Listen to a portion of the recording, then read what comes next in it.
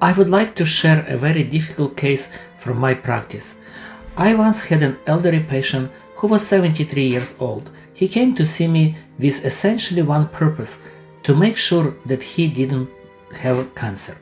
One day he explained why this fear was so strong.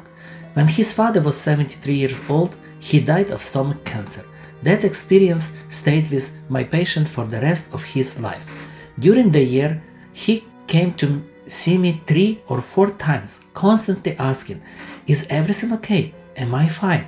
Eventually, he underwent an endoscopy examination, during which a small polyp was found.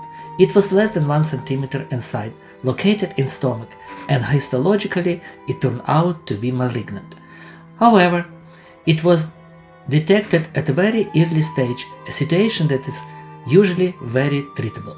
The patient called me in an extremely distressed emotional state and said, "I've been diagnosed with cancer."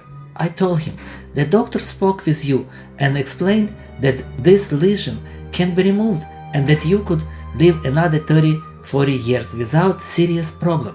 At that point he was already 73 years old, but he simply could not believe it, and what happened next was tragic. 3 weeks later he passed away. In a sense, he received a diagnosis he had feared his entire life, and psychologically he could not cope with it. This is a very painful and complex situation.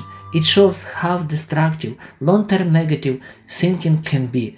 This man spent years replaying the same fear in his mind, identifying himself with what had happened to his father as if it were unavoidable. But in reality, it did not have to be that way. Each of us live our own life, has our own health, our own path, and our own destiny. What happened to our parents or relatives does not automatically determine what will happen to us.